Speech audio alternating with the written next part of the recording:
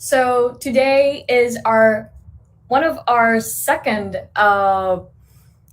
talks in English, and today we have Cynthia Sandoval with us. So good afternoon, Cynthia, and good afternoon to everybody who's watching us. Cynthia is a paid media specialist. She is a pro in one of the best tools, in my opinion, for businesses, which is Facebook ads. And just for you to get to know Cynthia a bit, Cynthia has worked in the paid media industry with brands like Shark Tank, Capital One, and Adkins, getting there, getting them like 20 millions in return of investment. So that's kind of awesome. Cynthia. All right, so I'm muting myself now. Yeah. So Cynthia is going to talk to us about why Facebook is more than online advertising. And Cynthia, you can start. We're really happy to have you. Thank you so much for having me. I'm going to go ahead and share my screen. I'm just going to go through these prompts really quickly. Wonderful. Hope everyone is doing well.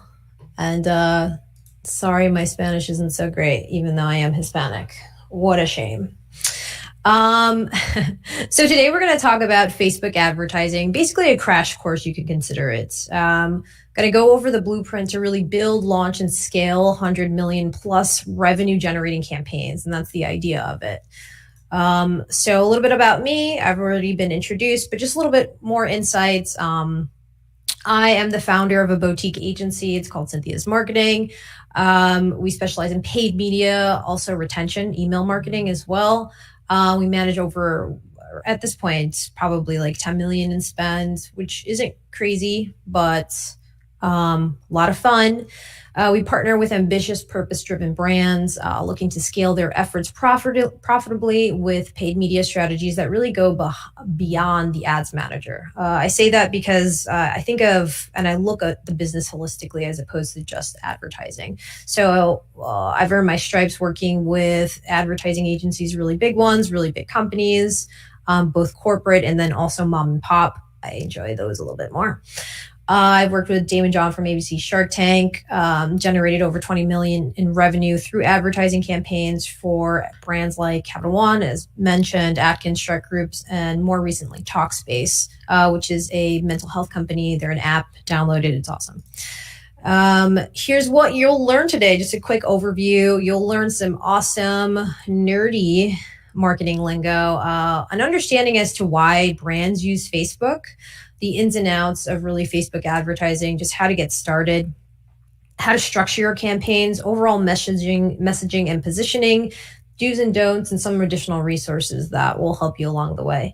I do want to preface this. I might, say some things that you might understand. I don't exactly know what you don't know. Feel free to ask me any questions towards the end of the chat. But I'm going to do my best to recoup and give some foundational knowledge while also being as informative and up to date as possible. So Facebook has over 3 billion daily active users. You're probably aware, it's just a Google search away. But what makes Facebook ads super effective is the level of audience targeting, obviously the amount of people on the platform, but also the analytics and insights that are available with this tool. Similar with Google ads, similar with TikTok, we run a ton of campaigns within that. The two biggest ones are Facebook and Google, and today we're talking about Facebook. These advantages combined with great strategy is why Facebook ads work so well for so many businesses, especially in the D2C space, which is where I work in, direct to consumer, as opposed to B2B, business to business. So there are a ton of different ways that you can actually get your target customer that you want to acquire to view and engage with your business on Facebook, which is awesome. In order to do that, we have to do that through a pixel. So quick rundown on the Facebook pixel. It's a snippet of code essentially that you place on the back end of your website, and it collects data that helps you track conversions from Facebook, optimize your ads, build targeted audiences, and remarket to people who have already taken some kind of action on your site. right? It allows you to track your customer's journey all throughout the site, really including you can track time on site, viewed content, add to carts, initiated checkouts, obviously purchases as well. And you can take these audience segments and make them into custom audiences to differentiate your messaging and positioning all throughout your user journey. We're going to talk a little bit more about what that means. That sounds like a mouthful, but you'll see in just a second. All right, taking that step back and talking about some foundational things, along with a really cool GIF. Some people say GIF, some people say GIF. There's a huge battle. I don't really care. So some advertising lingo to definitely understand to really get the most out of this presentation. And some things you want to click on, on your own time, Google, YouTube, whatever the case is. CTR, click-through rates. You might know this. I don't know. Again, I don't know what you don't know, but just reviewing this. But essentially, we look at click-through rates to understand the rate at which our ads are clicked. It's a simple formula, clicks divided by impressions. The higher your click-through rate, the more engaging your ad is. The lower your click-through rate, it's probably not great. Conversion rate is very similar, or CDR. Conversion rate we look at is essentially purchases divided by clicks. We look at this to understand how well an ad is converting, or a campaign, or an ad set. And essentially what that means is the higher conversion rate, the more valuable that is to a business versus lower conversion rates, right? Conversion rates can, dictate or delineate purchases, or it can mean an opt-in, like it varies for business to business. But in the business or the businesses that I work with, conversion rates, what we think about mostly, it's either an opt-in meaning someone that opts in some kind of form on your website to sign up for your email list, or actual purchase. CAC or CPA, if you watch Gary Vee a lot, I think he says either arbitrage or CAC every other 20 seconds, or NFTs. Customer acquisition costs, we look at this to understand how much it costs to acquire a new customer. Personas, you can see this as buyer personas, user persona, target personas. They vary. It means the same thing. It's basically someone who represents your target audience. ROAS, return on ad spend. That's what it stands for. It's basically a metric that we use to delineate profit, or to dictate profit. So it's conversion value. The formula is conversion value divided by spend. Or you could say revenue generated divided by spend. So for example, if you hear someone say 5-time ROAS, my campaigns generated 5 times return. That means essentially for every dollar you put in, you got $5 back. And it varies per business as to what ROAS is meaningful. For example, one of the businesses that I work with, we need to hit at least 1.5 return in order to just break even, just to not even be profitable, just break even. So anything above that is favorable, and that's taking into account their margins and their overhead costs. Funnel, this is something that we're going to double click on later, and we're going to talk about a lot, just because the funnel is super important for us to understand in order to structure our campaigns, to develop a strategy overall. And I'm pretty sure if you are all in marketing and business, you understand the buyer's funnel, marketing funnel. It's the journey towards a purchase of any good or service, right? Ad fatigue, this is something that I just threw in here for fun. It's important to know simply because we need to understand when to keep ads fresh, and we don't want to overwhelm the end user or get them tired of seeing the same ads over and over again. The specific metric on Facebook that we look at is frequency for this. But again, you could follow up on questions related to that. We're going to delve into all of this really a lot deeper. Lookalike audience, I'm going to throw this word a lot, so I just want to make sure everyone understands what that means. It's an audience segment targeted by Facebook that is based off a custom list. So for example, if I tell Facebook, here's a list of past purchasers, and sometimes that'll be based off a pixel, or sometimes it'll be based off a list that I exported from the back end of Shopify, whatever the case is. Hey, create a list that's just like this audience, but completely new. And that's a lookalike audience. And then, with a lookalike audience within Facebook, you can target at different percentages ranging from 1% to 10%. Again, we can follow up on this if you have any questions related to that. So back to understanding the funnel overall, a marketing funnel really describes your customer's journey with you, right? From the initial stages when someone learns about your business, all the way to the purchasing stage. The marketing funnel really maps out the route to conversion. So it's important to understand, as most advertisers, like I mentioned before, just because we structure our campaigns. And you might even see or have heard of this tofu, mofu, bofu, top of funnel, middle of the funnel, bottom of the funnel. A lot of my campaigns even have this kind of nomenclature, simply because, like I said, it's how we structure our campaigns. So in understanding top of funnel, middle of the funnel, bottom of the funnel, the most important audience segment is top of funnel, bottom of the funnel. Prospecting and remarketing. There are additional things that go into remarketing, like re-engagement. For example, if someone purchases and then you want to upsell them, an example of that is like this client that I have, Desk. They sell electric standing desks. When they buy a desk, I can upsell them a cabinet or some accessories, right? So I'm not going to talk about that too much, but again, feel free to follow up with any questions. So prospecting, these are new users that have never really heard of you before, right? And this is super important. This is the first step to getting them into the funnel, prospecting. And when you are setting up prospecting campaigns or even thinking about prospecting audiences, you need to think about where they're located, where their interests are, or what their interests are rather, appropriate ad and creative messaging. And then with remarketing, these are people that have engaged with your brand in some kind of way. This can be people who have visited your website, added to cart, initiated checkout, et cetera, et cetera. That's what WW and ATC stand for. Sorry, it's not WW, but it's VW, viewed website, and ATC stands for add to cart. This is key to driving conversions because not everyone converts at the first touch point, right? If you think about how you go about buying something, you probably do some research. I know, and I'm unique in the sense that I need to do a lot of research on something just because I'm in the industry of like selling crap online. So I research the hell out of most things, and I'm sure you do as well, right? The first time you click on something, it's going to take you probably, don't quote me on this, I would say on average, like between 10 to 20 clicks to actually convert. So when you are thinking about remarketing, you want to consider appropriate ad creative messaging as well.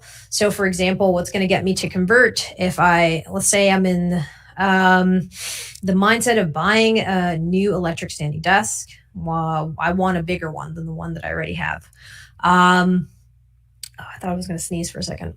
I'm looking at a ton of different competitors, but then I get an ad remarketed to me that says, hey, Desk is running a sale for 20% off, Black Friday sale. I'm going to convert then there because that's probably the cheapest option. And that's like my deciding point. And I already researched them. I like them. Now I'm already in the mindset of buying, and now I'm going to convert. So that's why remarketing is so important. And then this is just an example. This is a client of mine as well. They sell ballistic helmets specifically for civilians and military personnel. It's basically bulletproof helmets, bulletproof depending on the actual bullet. The brand name is hardheadveterans.com, amazing company.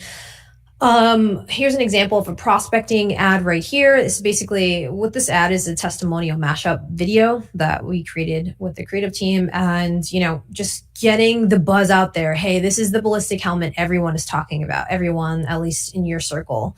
And this is a specific kind of person. This is not just everyone. This ad would not be targeted to me personally, just because I have no interest related to hunting and like military stuff, and I don't really get shot at by bullets. I sit in front of a TV all day with a double screen monitor talking to you guys. So and then remarketing, right? Remarketing here. So someone went to the website, they clicked on the product page, they're like, oh wow, this is cool, I am in the military, maybe I'll consider it. Oh, I forgot, I'm gonna go scroll on Instagram, and then I get hit this ad. Whoa, limited time free shipping. If I just use this code, man, I think I'm going to do it. I'm going to pull the trigger. So prospecting, remarketing. Overall campaign structure. Now, in order to drive conversions, you got to plan on targeting both prospecting audiences and past engagers, remarketing, right? With tailored creative messaging. Tailored in the sense that like I just mentioned before. If it's a prospecting audience, they just found out about the brand. So you got to, do an initial intro, whereas remarketing, maybe you want to do something more enticing. Maybe you want to show some additional testimonials, some additional reviews to instill trust, or maybe you want to highlight a promotion that you're running to close the sale. So essentially, I'm going to show you an example of what this looks like in just a second. Through screenshots, just because I can't actually share my client accounts, but like campaign prospecting, under those prospectings, then we have the ad set level. And with ad sets, we're targeting interest-based behaviors. So if we have hardhead veterans as an example. They sell ballistic helmets, again, that are bulletproof, depending on the bullets. So interest-based, anyone that's interested in the military, behaviors, people that are actually enlisted in the military.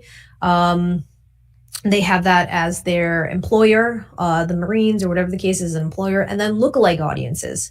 A lookalike audience of past purchasers or people that have opted in to their email list and haven't purchased maybe.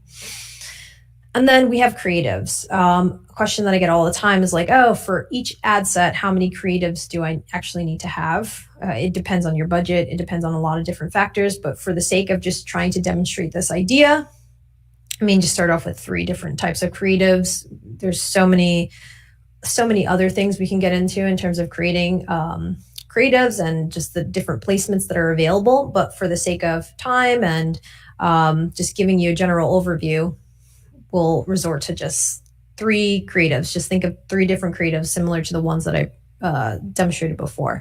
And then remarketing / re-engagement.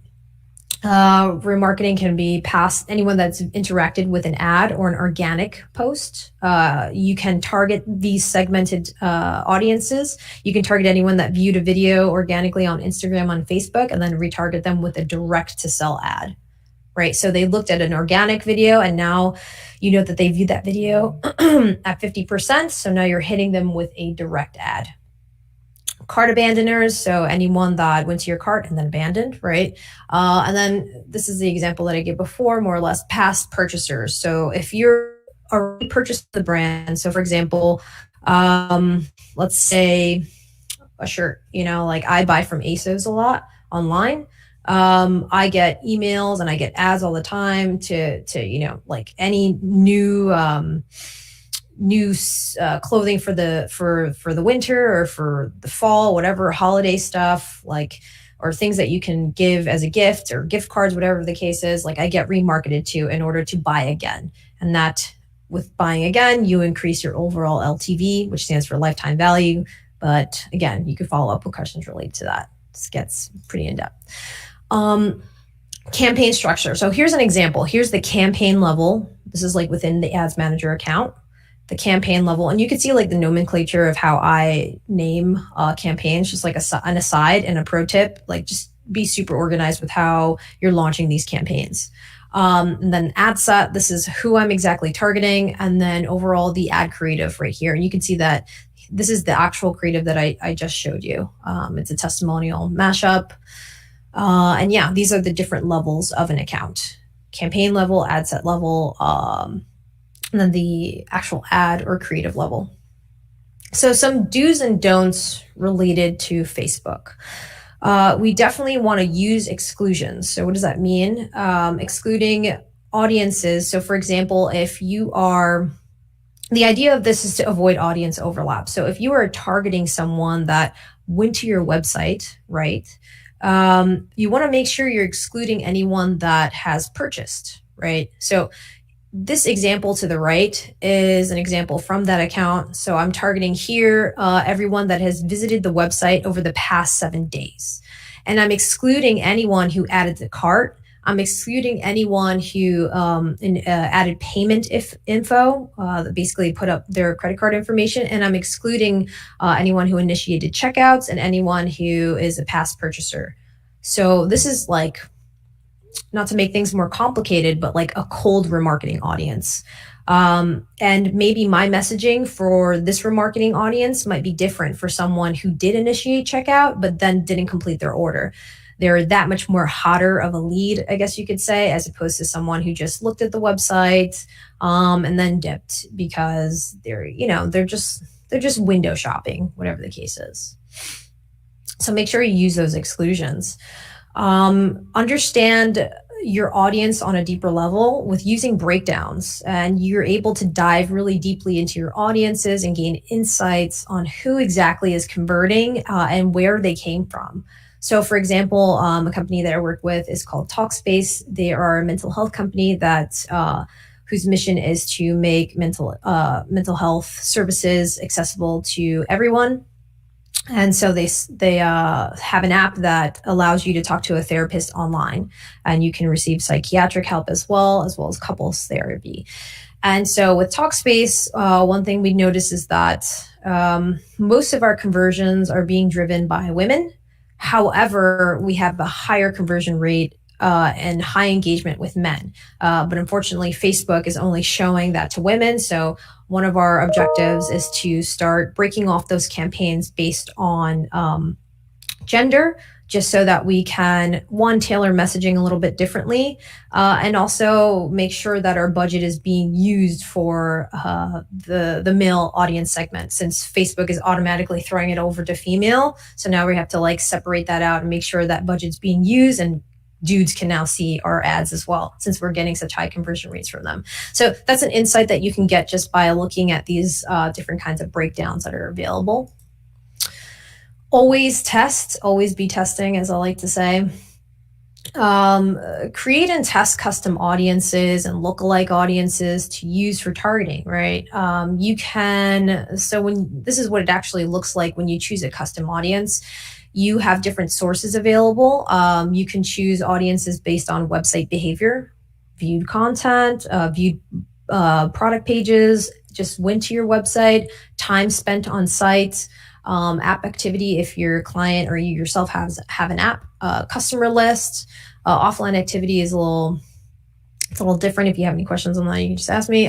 Video views, or anyone that viewed any videos organically on your pages or your Instagram account as well. You can retarget them, and you can retarget them at different percentages. Anyone that viewed a video at 50% versus 75% versus 80% and 100. So there's that. And landing pages. So you want to make sure that you're using the appropriate landing pages for different stages of the funnel, like I mentioned, like your home page versus a specific product page. And then if you're working with lead generation companies, then you definitely need to make sure that your landing pages are specialized based on where they're at in the funnel. So for example, a prospecting campaign, someone that's never heard of this brand Phygital before, their brand, again, for context, they sell electric standing desks. I'm on one right now. I don't know if you can see this go up, and I can go down. Okay, all that good stuff. So for example, for a prospecting audience or prospecting, an ideal prospecting persona for Phygital would be, I would send traffic to the homepage just for them to get a general understanding of what we do. In this case, it makes sense simply because we have one signature product, which is electric standing desks, and everything else they're just accessories. Now, let's say that they're really into a specific desk, right? We have different types of desks, and we want to retarget to everyone that viewed the business desk, which is the medium desk. And we want to sell them, we want to send them, we want to hit them with a specific ad like, hey, complete your order, whatever the case is. You know, you left this in your cart. Here's 10% off. And then also we want to send them directly to that landing page. Why? You know, we want to avoid as much friction as possible. Send them straight to that landing page so it's easier for them to convert, right? So be mindful of sending them to the right landing page all throughout the user journey. Now, with optimizing and scaling, I oftentimes go back to using this framework, but I'm getting ahead of myself right now. So let's talk about what optimizing means exactly. So let's say you're at the point where you launched your campaigns, right? And you're trying to assess results overall. So when we optimize, that really means yielding results while cutting waste. So what can we do to improve the performance of our ads? That's what you're asking yourself, right? It's really the continued refinement of your creative, your audiences, your bidding, and your overall budget. And this differentiates, or this is different from scaling an account, for example. With optimizing, we focus really on small tweaks and adjustments to the ads you currently have running, and we optimize depending on spend and data generated, usually daily, weekly, monthly, even quarterly. To take a step back, again, as we move forward and backwards at the same time, it's kind of like a dance. Use or refer back to the objective first framework. And this is something that essentially breaks down how to launch a campaign. And think about this: if you ever get overwhelmed with optimizing or thinking about you launch your campaigns, you don't know where to start now, what to look at, take a step back. First, you want to set objectives for your entire, like, why are you launching campaigns? What are you trying to hit? Are you trying to get more purchases at a certain conversion cost or a certain CPA while maintaining break even? Like, what are you trying to do? What are your goals? Or is it just brand awareness? Define those KPIs. So maybe it's 1.5 ROAS as break even. Maybe your CPA has to be X amount for it to be profitable. And then you design your strategy like we did before, where we went over and we thought about prospecting versus remarketing audiences, what kind of creatives to send to prospecting versus remarketing, right? That's developing a strategy right there. Then you launch and you measure your outcomes and you ask yourself, okay, were these results favorable? Were they profitable? Where are they moving? What are our click-through rates? Are our ads engaging? Are they yielding the results that we care about or that's important to the business? And then that's when we optimize our results, right? So just to recap everything and kind of put it in a bowl, or put a bow on it. Some examples of optimizing an account would be to upload emails lists for prospecting, right? Anyone that's opted in, maybe you want to upload that manually. And then create a lookalike audience at different percentage there. And then also remarketing audiences, create new ones. Maybe you want to create an audience of people who have engaged with Instagram over the past 30 days, whatever the case is. You can segment that out. Another way to optimize is to remove underperforming ads, meaning maybe they yielded no purchases whatsoever, or the click-through rate is abysmal. Generally, what we like to aim for is 2% click-through rate. Like, that's more or less average. That varies per industry dramatically. But just, take that with a grain of salt. Let's say 2%, maybe, our click-through rates are like 0.0001. Like, okay, this ad sucks. Or maybe our targeting is off. Excuse me. Maybe you want to also narrow age ranges as well. You can also adjust budgeting. Something additionally that you could add are bid caps. This is a bit more advanced, but essentially it's where you tell Facebook, hey, my CPA for this is $25. I don't want to pay more or less for that. There are some complications and nuances involved with that, but that's generally the gist of it. And the idea to create a bid cap or to have a bid cap is to just create lower CPAs for efficiency. Some additional resources for you. I am constantly looking at the ads library just to spy on competitor ads, just to stay fresh and understand what kind of ads are my favorite brands are running. I always like to keep in tab on this. The main thing that I always do when I sign on an account is just like look at competitor ads right off the bat. What are they doing versus what are we doing? What are the gaps? How can we do it better, right? Are they doing more real ads? Are they doing more UGC, which stands for user generated content, whatever the case is? Are they running more sales than us, et cetera, et cetera? And then there's the Facebook Blueprint, which is free training. I recommend if you're interested in understanding paid advertising or paid media as a whole, you go through the blueprint or, YouTube as well. Just YouTube, how to set up a campaign. Another resource is my YouTube. That's a shameless plug. You can also follow me on Instagram at thesandoval.com. At thesandoval, not .com. My YouTube is a great potential resource as well. And then the Facebook Pixel Helper is pretty solid. It's a great way to understand. This is a Chrome plug extension. This is a great way for you to see if the pixel is firing off correctly on certain events.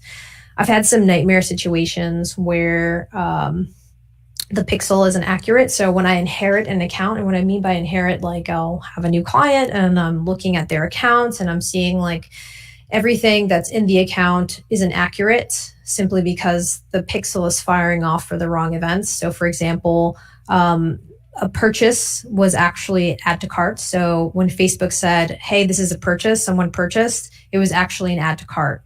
So, just make sure your conversion data is on point. Use the pixel helper. Also, just like cross-reference things, whatever you see on Facebook, always cross-reference that with Google Analytics or whatever their CRM platform tool that they use. Like, for example, all my clients use Shopify mainly. So we just like to verify what we see a lot, especially in 2021, where iOS is given us a lot of headaches and preventing a lot of data to be seen. So there's a ton of data loss. So with that being said, we have to do a lot of cross-referencing on our own and just to see, understand that there's what Facebook is reporting might not always be accurate. So let's double check that somewhere else. That's essentially it. So anyone have any questions? Happy to answer, happy to engage.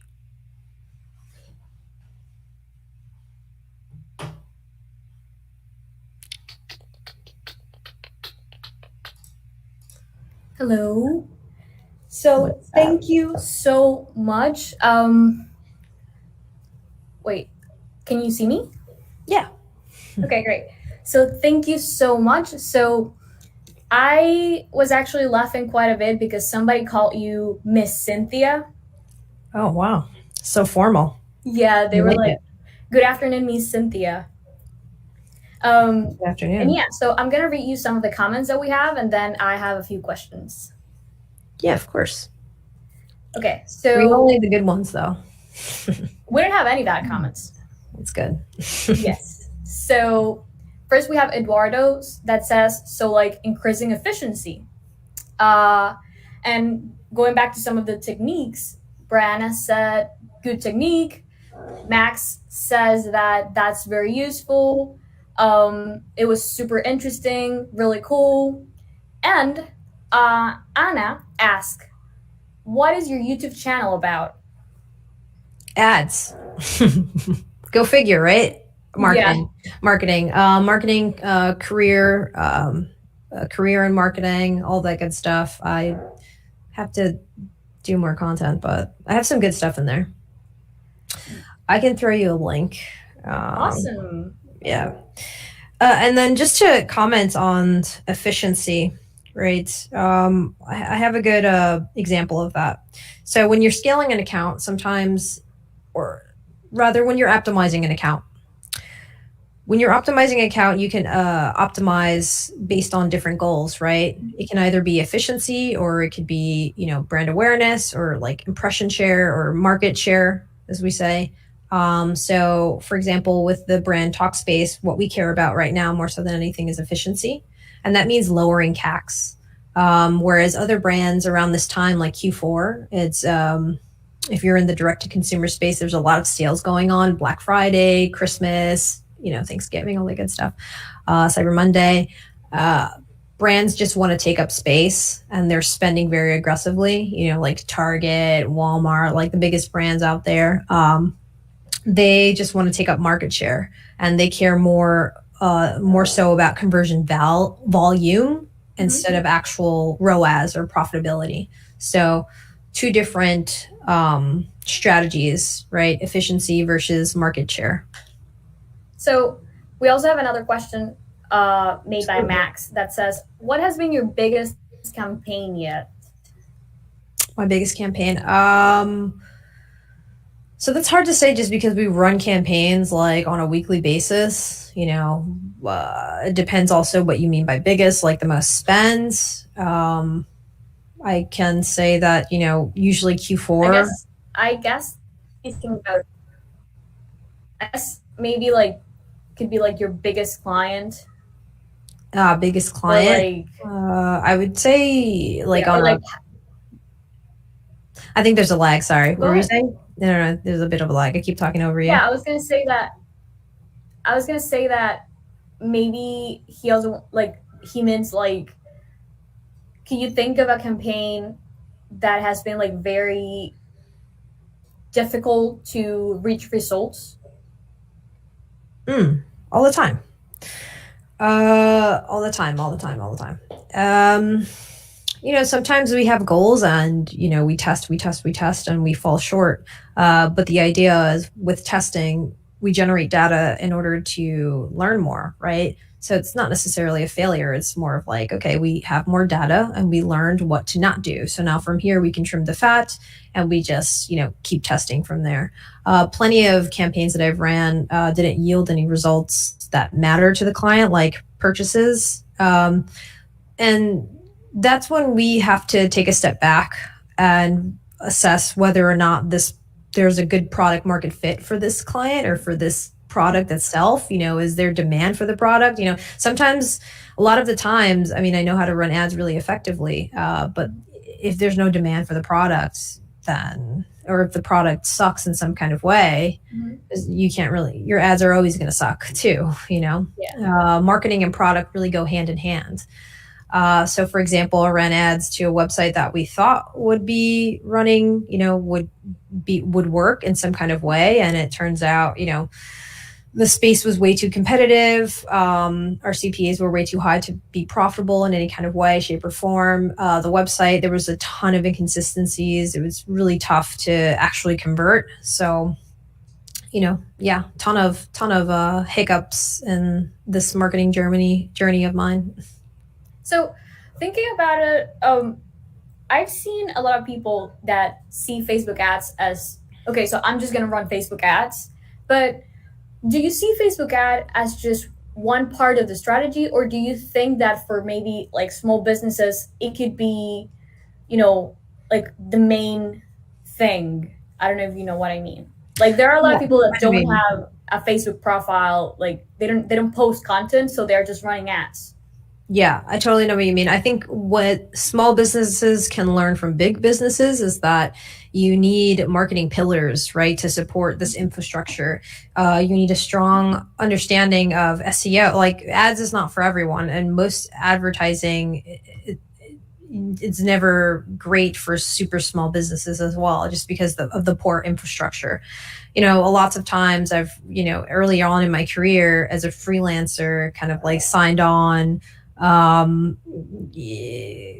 businesses that did like roofing or whatever, and I got them leads, but their sales guy sucked. So it's like I sent them leads their way, but they could never close them. So, like the infrastructure wasn't there. So advertising wasn't really effective for them. If you're a small business and all you rely on is advertising, and you don't lean on organic at all, I think that's a huge red flag as to where your priorities lie. You're going to obviously save more money in the long run when you first start off with organic and then scale your efforts through paid, right?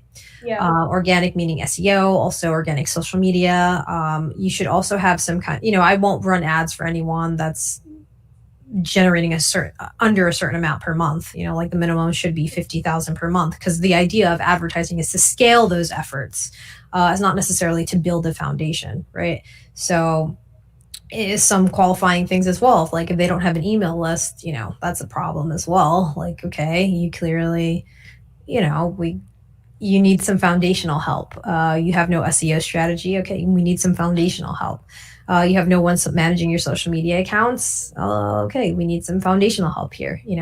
Advertising is like, I consider it like a cherry on the top when, you have a really great product. Who buys your product, them really well, your consumer really well, and you're ready to reach new heights, and marketing wise and budget wise, you can handle it, right? Mhm.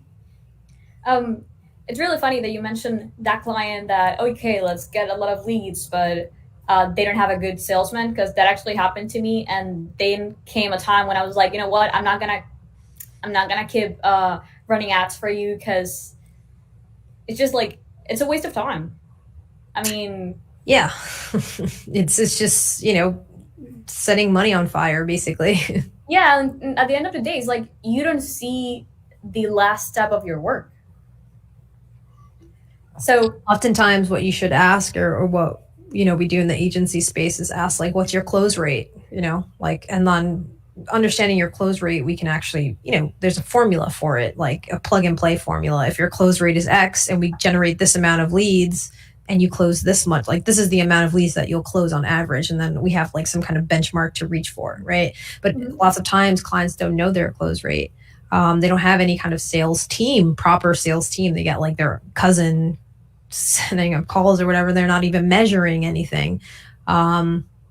So, like, I think small businesses in general are better off like boosting ads, or, not necessarily running ad campaigns. They're better building out the foundation and their brand voice through organic means. So we have a lot of questions actually. Awesome. Let's go. Yes. So Brianna says, what steps did it take for you to enter into this marketing industry? What steps did it take? For me, I think I've always wanted to get involved in business in some way, shape, or form. I started off as a creative. I was a photographer. I did wedding photography, and it's been a long time since I picked up that profession. I do it for fun now, like here and there. But I was looking at ways or understanding how can I advertise my own services. And like, I thought, hey, if I throw some money at something, I'll get some kind of leads or whatever the case is. So I built a website. I built my own little funnel. And from there, I was like, wow, I really suck. I don't really know what I'm doing at all. I just went down a rabbit hole. I first started off with Google Ads and understanding that beast that is Google Ads. And then I pitched to an agency to eventually work with. That agency is Adventure Media. They're a really great agency based out in New York. And I worked with Isaac Rudansky, which is like, he's like this PPC Google Ads kind of influencer. Mm-hmm.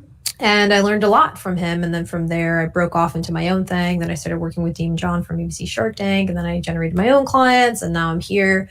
I work with Talkspace and managing my own consulting clients and my own little business. Awesome. So the next question comes from Nicole, who asks, what are the key aspects that you take into account when building a buyer persona for any campaign on Facebook? I love that question. What are the key aspects? I'm always going to refer. I'm an analytics data person, right? I'm always going to refer. I'm always going to ask the client, do you have any historical data that I can look at? Maybe first party data, meaning like surveys, in order to understand who that end user is that purchases your products. So any qualitative and quantitative data that allows me to better understand that end user. If they don't understand that, I kind of go like detective mode and look at their website or look at their social media pages, who follows them, who engages with the content, click on the profile. I get a little creepy there. There's also ways on Google Analytics in which you can assess like overall traffic. You can look at demographics. You can look at where they're from. You can look at their general interests. Same thing on Facebook as well. You can get a better sense of who this person is. Yeah. So I'm always going to refer to the platforms that are at hand, usually analytics, Facebook. Ask the client if they have, what they understand, because the client will always know that best, right? Way better than you. Because you're an advertising expert, you're not necessarily an expert in their business. So understanding them on a deeper level, understanding their pain points, that's the most important thing that I look to understand in order to write ad copy or to develop any kind of creative strategy, is like their pain points. What are their problems that they're currently facing? And how can we improve their lives, and or showing how our product can improve their lives, right?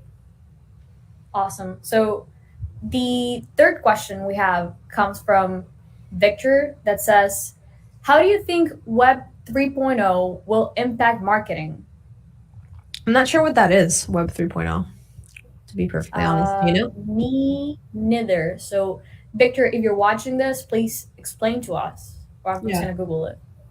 So I'm just going to jump. What? I was going to say, I don't know. Okay, so I'm going to pass to the next question to see if Victor can tell us a bit about what is that. And it's Nicole again asking, oh, it's the same question. Yep. Yeah, she was, what are the key aspects that you take into account when building a buyer persona for any campaign? So, taking a little bit into what you were saying, I was going to ask you, what do you think it's the most key part when you're building an ad? Do you think, the ad creative, or do you think it's the technical part, like the budget and if you choose dynamic creative, or the goal? Um, I don't know if you know exactly what I mean. Yeah, I know what you mean. The answer is all of the above, right? It's a concert. You're gonna have a really, we can't curse here, right? Or we have no. I'm not gonna. Okay, you have a really crappy. I'm not gonna curse. You're gonna have a really crappy concert experience if you just have one person just like right there playing the flute like for like 3 hours straight. Meanwhile, it's a actual concert when you have the flute, you have the strings, you have percussion, you have all of it, piano, you have like a real concert going on, right? That leads to like overall really great experience at the end of the day. Mm-hmm. And it's the same thing when we think about advertising, right? If we don't have the right targeting, well, then the creative it doesn't matter, right? If the creative sucks, then the targeting doesn't matter. If in terms of the technicals, we get more involved in the technicals really to refine and for efficiency, like strategies like using a bid cap, just like breaking off like ad set optimization campaigns versus campaign optimization campaigns. Like we use this for efficiency overall. But it all works together in order to get to a specific goal. And we need to understand all of these levers so we can know when to pull it, when to close it, when to, we're giving a concert and we want to convey some real sadness. So we tell flute to shut up or whatever, and we get the harp, like we need to understand all of, we are maestros, you can say, as advertisers with this account. It's not as sexy and it's not as fun for sure. You're just like on a computer, just clicking away. But, all of it works together, and you need to understand how it works together in order for it to be successful and effective. Awesome. Yeah, definitely. I mean, you can break down all the ads you want and use all the features Facebook gives you, but at the end of the day, if you don't have if the content doesn't actually connect with the audience, I really don't think it will work as well. And maybe you have a great content piece or a great offer, but at the end of the day, if you don't know how to set it up, you won't probably reach the amount of people you want to reach. Exactly. Yeah. Okay, so Victor actually said about the Web 3.0. He said like AI and machine learning. So it would be I cannot find his question. So how do AI and machine learning will impact marketing? How well, marketing, at least in the advertising space, is all AI and machine learning right now. So I guess a lot. Like it is exactly what it is. Yes. Google used to be a lot more manual and how we used it, like Google Ads. Now with the advent of smart shopping, automated bidding strategies, we're really leaning on machine learning. Now more so than ever. Facebook has always been very heavy machine learning. It's our best friend. I think it's what we lean on to become more and more efficient. Google. I define it as a love-hate relationship. I can see how people see it's hate, but it's mostly love. Like it's just going to lead to more efficiency, and I'm able, as an advertiser, I do less so I can focus on the overall creative strategy, the things that really matter at the end of the day. I don't want to focus every single day like how I used to when I first started with Google Ads, adjusting bids by 10%, lowering bids, increasing bids by 10%, lowering bids, increasing bids by 10%. Like, no, and now Google does it on its own when I select an automated bidding strategy, and honestly, it does it better than I ever did. Yeah, so. Beautiful. Okay, so we have one last question from Adele. And Adele says, great name. What do you consider you did? What? I said, great name. Yeah. So she says, what do you consider you did differently than other marketers in the industry? What we do isn't exactly rocket science. I would say that what differentiates me personally is that I'm looking at businesses holistically. I'm looking Mhm. at every different piece, and just because I have more years involved and just like the level of experience that I've had working with big brands, small brands, the exposure that I've had, I Mhm. have more hindsight. I understand, like sometimes if the ads aren't working, then we need to optimize for CRO. I know how all of these machines, or like, I guess you could say marketing pillars, all work together for efficiency. Mhm. So,